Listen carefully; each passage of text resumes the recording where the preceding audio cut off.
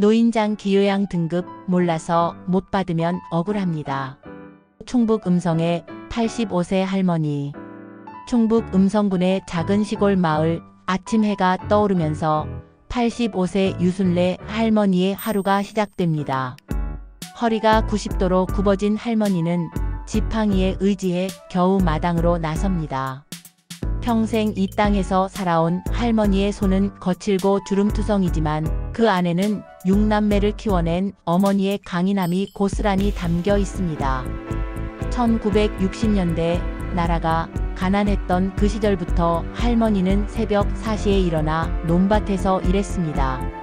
한국 전쟁의 상처가 아물기도 전에 맨손으로 농사를 지으며 아이들을 먹여 살렸습니다. 춘군기에는 보리쌀로 연명하면서도 아이들 학비는 꼬박꼬박 마련했습니다. 세금 고지서가 나오면 어떻게든 납부했습니다. 나라가 부강해져야 우리 자식들이 잘 살 수 있다는 믿음 하나로 말입니다. 그렇게 60년이 흘렀습니다. 이제 할머니의 허리는 곧게 펼 수 없고 무릎은 계단을 오르내리기 힘들 정도로 아픕니다. 관절염으로 손가락 마디마디가 부어올라 젓가락질도 어렵습니다. 화장실을 가는 것조차 큰 일이 되었습니다. 혼자서는 목욕도 할 수 없어 며느리의 도움을 받아야 합니다. 밤에는 통증 때문에 잠들기 어려워 한숨만 늘어갑니다. 자식들은 모두 도시로 떠났고 큰 며느리만이 할머니를 돌보고 있습니다. 하지만 며느리도 60대로 접어들면서 할머니를 돌보기가 점점 벅차집니다. 그러던 어느 날 마을 이장님이 할머니를 찾아왔습니다. 순례 할매, 노인장 기요양 보험이라는 게 있다는데 한번 알아보시죠. 할머니는 고개를 갸웃거렸습니다. 그게 뭔가 몰라?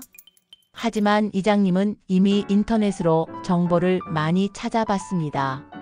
할매, 이거 신청할 때 꿀팁이 따로 있다뇨. 그냥 아무렇게나 하면 등급 안 나온다고 해요. 제대로 준비해야 해요. 평생 나라를 위해 세금을 냈지만 정작 자신이 받을 수 있는 혜택에 대해서는 아무것도 몰랐던 할머니. 과연 이 제도가 할머니에게 어떤 변화를 가져다 줄까요? 그리고 등급 판정을 받기 위한 진짜 비법은 무엇일까요? 장기요양 등급 판정 기준과 핵심 꿀팁. 안녕하세요. 저는 충북 음성에 사는 85세 박순래입니다. 마을 이장님과 함께 보건소에 갔는데 거기서 정말 중요한 걸 배웠어요. 그냥 아무 준비 없이 신청하면 안 된다는 거예요. 꼼꼼하게 준비해야 등급을 제대로 받을 수 있다고 하더라고요. 첫 번째 꿀팁, 신청 전 6개월 치료 기록 준비하기. 보건소 직원이 가장 먼저 알려준 게 이거였어요. 할머니 신청하기 전에 최소 6개월 동안은 병원에서 꾸준히 치료받으신 기록이 있어야 해요. 하루아침에 아프다고 해서 등급 나오는 게 아니거든요. 다행히 저는 2년 전부터 정형외과에 다니고 있었어요. 허리랑 무릎 때문에 한 달에 2번씩 가서 물리치료도 받고 주사도 맞았거든요. 만약 아직 병원 치료를 안 받으셨다면 지금부터라도 시작하세요. 그리고 치료 기록을 꼼꼼히 챙기세요. 진료비 영수증, 처방전, 검사 결과지 모두 보관해 두세요. 두 번째 꿀팁, 의사소견서는 구체적으로 요청하기. 할머니 의사소견서 받을 때가 가장 중요해요. 의사 선생님한테 일상생활이 얼마나 어려운지 구체적으로 써달라고 부탁하세요. 보건소 직원이 실제 예시까지 들어주더라고요. 예를 들어서 관절염이 있음이라고만 쓰면 안 돼요. 양쪽 무릎 관절염으로 인해 계단 오르내리기 불가능, 10분 이상 걷기 어려움, 쪼그려 앉기 불가능, 혼자서 목욕 불가능, 이렇게 구체적으로 써달라고 하세요. 저는 이 말을 듣고 바로 병원에 가서 의사 선생님께 다시 부탁드렸어요. 선생님, 제가 실제로 못하는 일들을 자세히 써주세요. 선생님이 흔쾌히 응해주셨어요. 덕분에 의사소견서에 제가 일상생활에서 겪는 어려움이 아주 자세히 적혔어요. 세 번째 꿀팁 복용 중인 약물 리스트 정리하기. 할머니, 지금 드시는 약이 몇 개예요? 글쎄 한 5-6개 정도? 그럼 그 약들 이름이랑 언제부터 드셨는지 다 적어두세요. 진통제나 혈압약 같은 것도 중요한 증거가 돼요. 저는 며느리와 함께 약봉지를 다 모아서 리스트를 만들었어요. 무릎 진통제는 3년째, 혈압약은 5년째, 골다공증 약은 2년째 이런 식으로요. 나중에 방문조사할 때 이 리스트가 정말 도움이 됐어요. 네 번째 꿀팁 일상생활 어려움 사진 찍어두기. 요즘은 스마트폰으로 사진 찍기 쉽잖아요. 할머니가 평소에 어려워하시는 모습들을 미리 찍어두세요. 이건 며느리가 인터넷에서 찾아서 알려준 거예요. 화장실 변기에서 일어나는 모습, 계단 오르는 모습, 높은 곳에서 물건 꺼내려고 하는 모습, 양말 신는 모습 등등.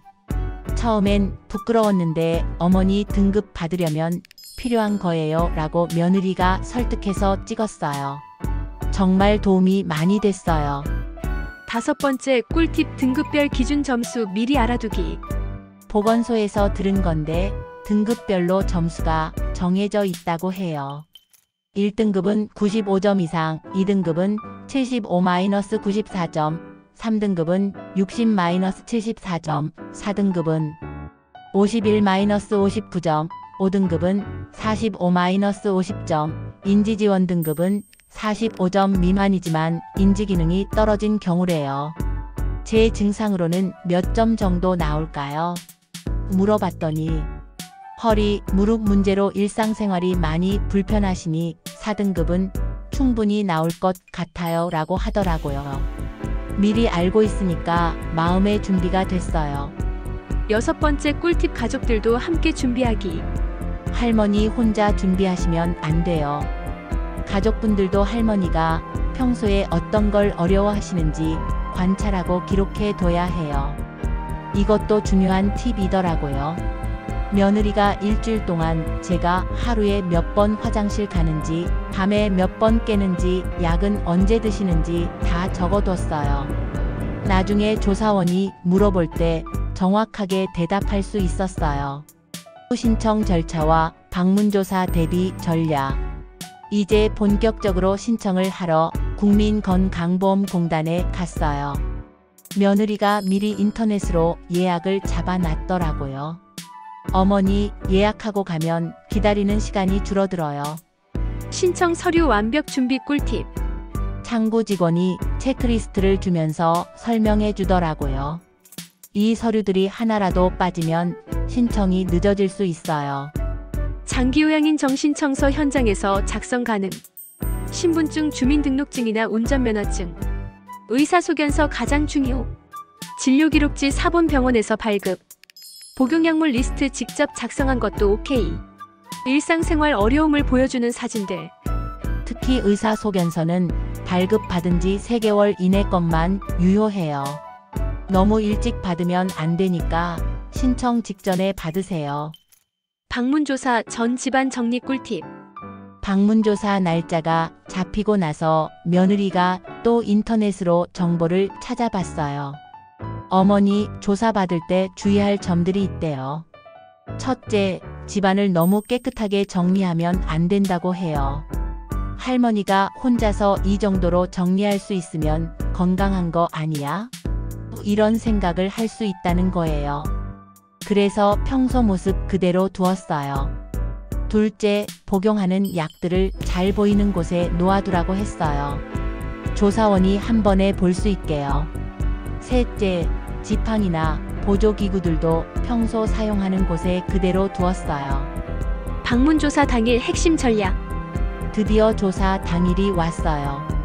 며느리가 당부한 게 있었어요. 어머니, 괜히 좋게 보이려고 무리하지 마세요. 평소보다 더 건강해 보이면 등급이 낮게 나올 수 있어요. 조사원이 오셔서 정말 자세히 보시더라고요. 가장 중요한 건 일상생활 동작 검사였어요. 일상생활 동작 검사 세부 포인트. 옷 입고 벗기 전은 단추 끼우기가 어려워서 솔직하게 보여드렸어요. 세수하기 허리를 굽히기 어려워서 세면대 앞에서 힘들어하는 모습을 그대로 보여드렸어요. 양치질 양치컵을 들고 있기 어려워하는 것도 말씀드렸어요. 머리 감기 혼자서는 절대 못해요. 넘어질까 봐 무서워요 라고 솔직하게 말했어요. 화장실 사용 능력 검사. 이게 생각보다 중요하더라고요. 변기에 앉았다가 일어나는 게 얼마나 어려운지, 뒤처리는 혼자서 할 수 있는지 세세하게 물어보셨어요. 저는 일어날 때마다 난간을 꼭 잡아야 해요 라고 말씀드렸어요. 이동 능력 검사 꿀팁. 계단 오르내리기가 가장 중요했어요. 조사원 앞에서 실제로 해봤는데 평소처럼 힘들어하는 모습을 그대로 보여드렸어요. 한 계단씩 쉬어가면서 올라가야 해요 라고 말하면서 실제로 중간에 멈춰서 쉬었어요. 인지기능 검사 대비. 오늘이 몇 월 며칠이에요? 대통령이 누구예요? 같은 질문들이 나왔어요.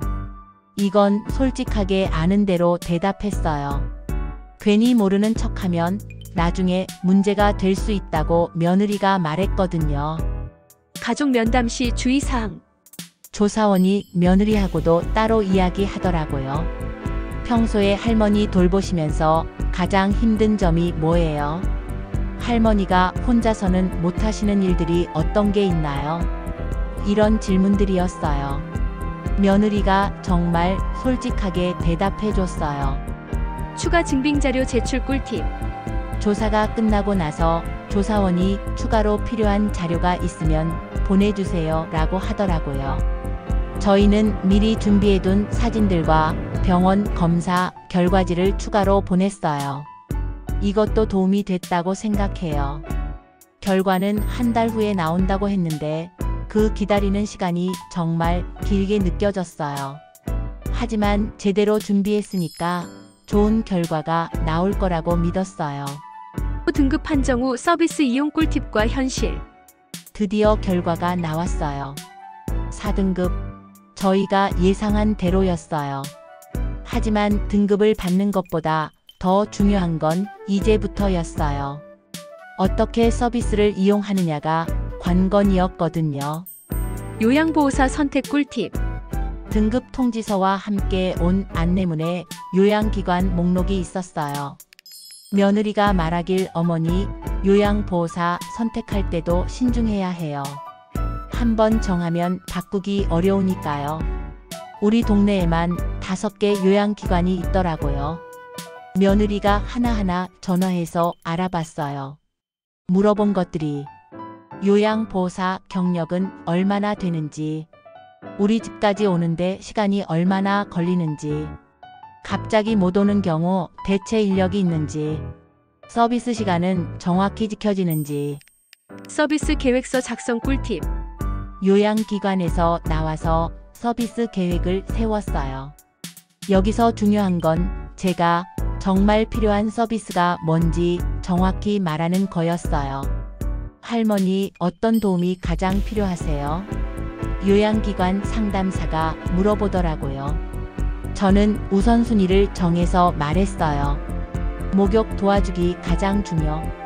청소와 빨래, 장보기와 식사 준비, 병원 갈 때 동행, 말벗이 되어주기. 월 한도액 최대 활용 꿀팁. 4등급의 월 한도액이 123만 원이라고 하더라고요. 할머니, 이 돈을 최대한 활용해야 해요. 남기면 아까워요. 상담사가 설명해준 걸로는 신체활동 지원 목욕, 옷 갈아입기 등 시간당 14,020원. 가사활동 지원 청소, 빨래 등 시간당 12,490원. 복합서비스 시간당 13,255원. 저는 일주일에 3번, 한 번에 4시간씩 서비스를 받기로 했어요. 계산해보니 한 달에 약 120만 원 정도 나오더라고요. 거의 한도액을 다 쓰는 거였어요. 요양보호사와의 관계 맺기 노하우. 첫 번째로 오신 김미영 요양보호사님과는 처음엔 어색했어요. 하지만 마을 친구분들의 조언이 도움됐어요. 술래야, 요양보호사는 우리 편이야. 너무 낯설어 하지 말고 편하게 대해. 그리고 불편한 건 솔직하게 말해야 해. 참고 있으면 서비스 질이 떨어져. 미영 언니는 정말 좋은 분이었어요. 첫날부터 할머니 불편한 거 있으면 언제든 말씀하세요. 우리가 할머니를 위해서 있는 거예요 라고 하시더라고요. 서비스 질 관리 꿀팁. 한 달 정도 서비스를 받다 보니 요령이 생겼어요. 좋은 서비스를 받으려면 요양보호사가 오기 전에 당일 할 일을 미리 정해두기.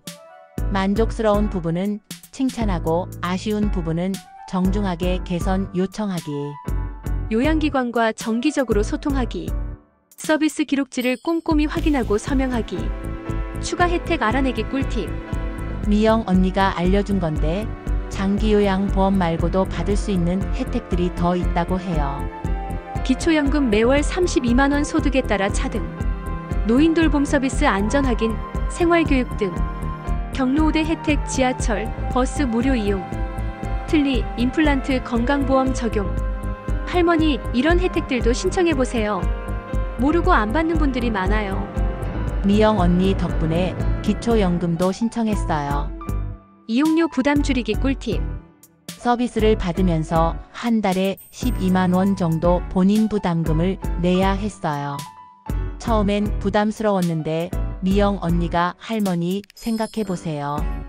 개인적으로 도우미 고용하면 한 달에 100만 원도 넘게 들어요. 12만 원으로 이런 서비스 받는 거 정말 혜택이에요 라고 하시더라고요. 정말 그런 것 같아요. 며느리도 어머니, 이 정도 비용으로 이렇게 좋은 서비스 받을 수 있다니 정말 좋은 제도예요 라고 하더라고요. 마을 다른 어르신들도 하나둘씩 장기요양보험 혜택을 받기 시작했어요. 서로 정보도 나누고 좋은 요양기관 추천도 해주고요. 우리끼리 장기요양보험 정보 나누기 모임이라고 농담 삼아 부르기도 해요. 전국 어르신들께 전하는 실전 조언. 이제 장기요양보험 혜택을 받은 지 6개월이 됐어요. 정말 많은 게 달라졌어요. 몸도 마음도 편해졌고 며느리한테 미안한 마음도 덜어졌어요. 그래서 저와 같은 어르신들 그리고 부모님을 모시는 자녀분들께 꼭 알려드리고 싶은 게 있어요. 꼭 기억해야 할 핵심 포인트들. 첫째, 65세가 되면 바로 알아보세요. 나는 아직 건강해라고 생각하지 마세요. 미리 준비해두면 나중에 정말 필요할 때 빨리 도움받을 수 있어요. 저도 진작 알았으면 더 일찍 신청했을 거예요. 둘째, 병원 치료 기록이 가장 중요해요. 아프면 참지 말고 병원에 가세요. 그리고 진료비 영수증, 처방전, 검사 결과지 모두 잘 보관해 두세요. 나중에 다 증거가 돼요. 셋째, 의사 선생님께 솔직하게 말씀드리세요. 별로 안 아파요라고 하면 의사소견서에도 그렇게 써져요. 실제로 어려운 일들을 구체적으로 말씀드리세요. 자녀분들께 드리는 조언. 부모님이 괜찮다 하셔도 관심 깊게 지켜보세요. 어르신들은 자식한테 폐 끼치기 싫어서 아픈 걸 숨기는 경우가 많아요. 한 달에 한 번은 부모님과 함께 병원에 가보세요. 복용하시는 약들을 정기적으로 체크해 주세요. 집안에서 위험한 곳은 없는지 살펴보세요. 장기요양보험 신청을 미리 준비해 두세요. 신청할 때 절대 실수하면 안 되는 것들. 하나, 서류 하나라도 빠뜨리면 안 돼요. 체크리스트 만들어서 꼼꼼히 확인하세요. 둘, 방문조사 때 괜히 좋게 보이려고 하지 마세요. 평소 모습 그대로 보여드리는 게 중요해요. 셋, 가족들도 함께 준비하세요. 혼자서는 놓치는 게 많아요. 넷, 포기하지 마세요. 한 번에 안 되면 재신청할 수 있어요. 여러분이 재신청해서 등급 받으신 경우도 많아요. 마지막으로 꼭 전하고 싶은 말. 저는 이제 당당해요. 이 혜택을 받는 게 부끄러운 일이 아니에요. 우리가 평생 낸 세금이고 우리가 키운 나라예요. 당연히 받을 권리가 있어요. 젊은 분들도 지금부터 미리 알아두세요. 여러분도 언젠가는 늙어요. 그때 이런 혜택이 있다는 걸 알고 있으면 마음이 든든할 거예요. 그리고 혹시 주변에 혼자 사시는 어르신이 계시면 이런 정보 좀 알려주세요. 모르고 계신 분들이 정말 많아요. 작은 관심이 큰 도움이 돼요. 우리 모두가 함께 만드는 따뜻한 나라. 요즘 저는 매일이 감사해요. 미영 언니가 와서 도와주시니까 목욕도 편하게 하고 집안일도 깔끔하게 되고 무엇보다 말벗이 생겨서 하루하루가 즐거워요. 손자가 서울에서 내려와서 할머니 요즘 표정이 많이 밝아지셨네요 라고 하더라고요. 정말 그래요. 도움을 받으니까 몸도 마음도 편해졌어요. 마을 친구들과도 이제 서로 정보를 나누고 도와주고 있어요. 술래야, 좋은 요양보호사 어떻게 찾았어?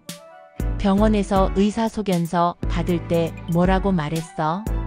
이런 이야기들을 주고받으면서 모두가 혜택을 받을 수 있게 됐어요. 전국의 어르신들께 마지막 당부. 혹시 이 이야기를 듣고 계신 어르신들 중에 아직 신청 안 하신 분 계시면 꼭 해보세요. 나이 들어서 자식한테 짐이 되는 게 제일 마음 아픈 일이잖아요. 하지만 이런 제도가 있으니까 당당하게 도움받으면서 살 수 있어요. 그리고 자녀분들께도 말씀드리고 싶어요. 부모님이 아직 괜찮다고 하셔도 미리미리 준비해주세요. 아프고 나서 급하게 하면 등급 받기 어려워요. 건강할 때 미리 병원도 다니고 기록도 쌓아두고 정보도 알아두세요. 대한민국의 자랑스러운 제도. 미영 언니가 어느 날 이런 말씀을 하시더라고요. 할머니, 외국에서는 이런 제도 없는 나라가 많대요. 우리나라가 정말 대단한 거예요. 그 말을 들으니 가슴이 뿌듯했어요. 우리가 어렸을 때는 상상도 못했던 일이에요. 나라에서 늙은 사람들을 이렇게 챙겨주다니. 6.25 전쟁 때는 하루하루 살아남는 게 다였는데 이제는 늙어서도 이렇게 보살핌을 받을 수 있어요. 희망의 메시지. 매일 아침 일어나서 태극기를 바라볼 때마다 생각해요. 내가 나라를 지킨 게 아니라 나라가 나를 지켜주고 있구나. 평생 나라 걱정하면서 살았는데 이제는 나라가 저를 걱정해주니까 정말 고마워요. 젊은 세대들도 지금은 보험료 내는 게 부담스러울 수 있지만 그 돈이 여러분의 미래를 보장해 줄 거예요. 저희가 만들어 놓은 이 제도를 더 발전시켜서 여러분의 자녀들에게도 물려주세요. 마지막 인사. 저는 이제 85살이지만 매일이 감사하고 희망적이에요. 아프긴 하지만 이렇게 도움을 받으면서 살 수 있다는 게 행복해요. 그리고 이런 나라에 살고 있다는 게 자랑스러워요. 전국의 어르신 여러분, 우리가 바로 대한민국입니다. 당당하게 혜택 받으세요. 우리가 낸 돈이고 우리가 만든 나라니까요. 그리고 우리 젊은 세대들 정말 고마워요.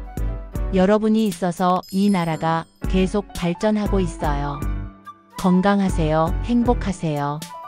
그리고 서로 도우면서 따뜻한 대한민국을 만들어 가요. 이 소중한 정보를 혼자만 알고 계시지 마세요. 여러분의 부모님, 조부모님, 그리고 주변의 어르신들께 꼭 알려주세요. 구독 버튼을 눌러주시면 어르신들에게 정말 필요한 복지 정보, 건강 정보, 그리고 희망의 메시지를 계속 전해드릴게요. 좋아요 한 번씩만 눌러주시면 더 많은 분들이 이런 유익한 정보를 볼 수 있어요. 댓글로도 여러분의 경험담이나 궁금한 점들을 나눠주세요. 함께 정보를 공유하면서 우리 어르신들이 모두 혜택 받을 수 있도록 도와주세요. 알림 설정도 꼭 해주시고요. 다음에는 기초연금, 노인돌봄 서비스 등 어르신들께 도움되는 다른 제도들도 자세히 알려드릴게요. 여러분과 함께 만드는 따뜻한 대한민국. 오늘도 시청해 주셔서 정말 감사합니다.